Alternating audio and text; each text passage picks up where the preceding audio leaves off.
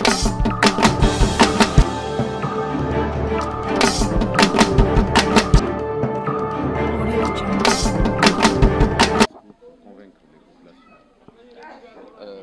sommes réunis aujourd'hui en ce jour, dans le cadre d'un week-end politique, pour remobiliser les militants de Pélital, raviver la flamme de l'espoir qui a toujours engagé le mouvement.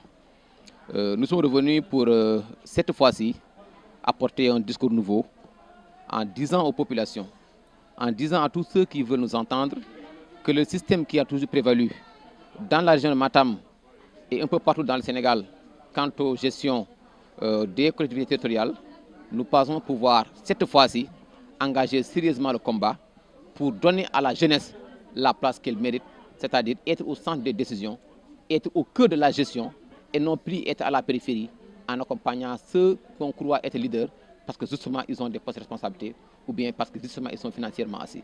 Nous sommes venus non pas seulement pour essayer de changer le système, mais nous allons le détruire pour donc construire un nouvel avenir pour la jeunesse, construire donc une nouvelle ambition par rapport à ce qui doit être réellement dans la gestion de nos cités.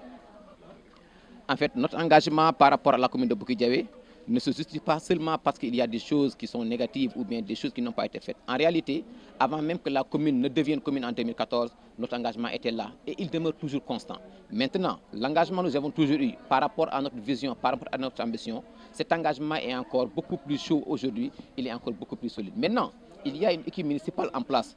Une équipe municipale qui est gérée maintenant depuis 8 ans ou 7 ans, donc qui a plongé par rapport à beaucoup de choses. Ce qu'il y a, et ce que j'ai toujours dit, c'est qu'il y a un immobilisme grave et inquiétant dans la gestion de la commune de Boki-Diawé. Alors, nous n'allons pas être nihilistes en disant qu'absolument rien n'a été fait, mais nous pensons avoir assez de courage et les prédispositions nécessaires d'un leadership ou bien d'un maire assez proche de sa population pour engager les réformes nécessaires, rectifier ce qui a été mal fait et mal conçu, mais également apporter du sang neuf et un oxygène assez important pour donc booster l'économie, booster la société, booster le développement de la commune de Boki-Diawé.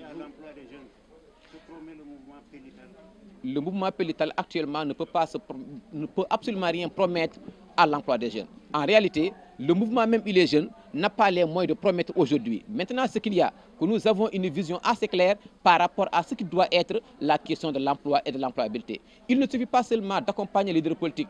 Une fois arrivé peut-être au pouvoir, une fois bénéficier d'un décret, que je te mets un planton, que je trouve un contrat à durée déterminée, et après que je quitte les fonctions, que tu partes également avec moi. Nous ne pensons pas les choses comme ça et nous ne les voyons pas de cette manière. Ce qu'il y a, c'est d'avoir une politique de jeunesse assez cohérente qui va au-delà de la capacité de financer seulement les jeunes à travers des plateformes de financement. Alors, il faudra effectivement une formation assez solide, une approche assez novatrice, mais également un suivi assez régulier pour donc participer à faire quitter un jeune d'un point A à un point B. Mais il ne suffit pas seulement de dire qu'il faudra créer les conditions de financement parce que ça n'aboutit pas et ça montre ses échecs.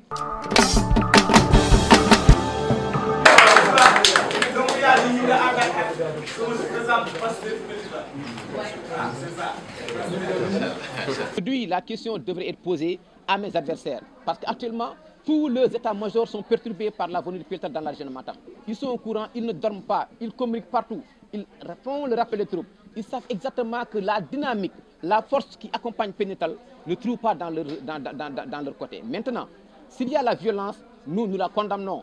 S'il y a la violence, qu'elle soit verbale, qu'elle soit physique, nous la condamnons. Notre politique n'a jamais été accompagnée de violence. Ce que nous prenons, c'est une politique menée par une jeunesse responsable et qui sait tenir le discours qu'il faut par rapport à des questions de développement, par rapport à des questions d'approche qui nous permettent exactement d'arriver à nos fins. Mais la violence, nous ne l'avons pas pour. Maintenant, si on nous attaque, je pense que ceux qui osent ou qui croient attaquer le mouvement Pélital, ils se trompent de cible et se perdent littéralement dans leur stratégie. Parce qu'on ne peut pas attaquer une jeunesse assez engagée qui accompagne le mouvement Pélital.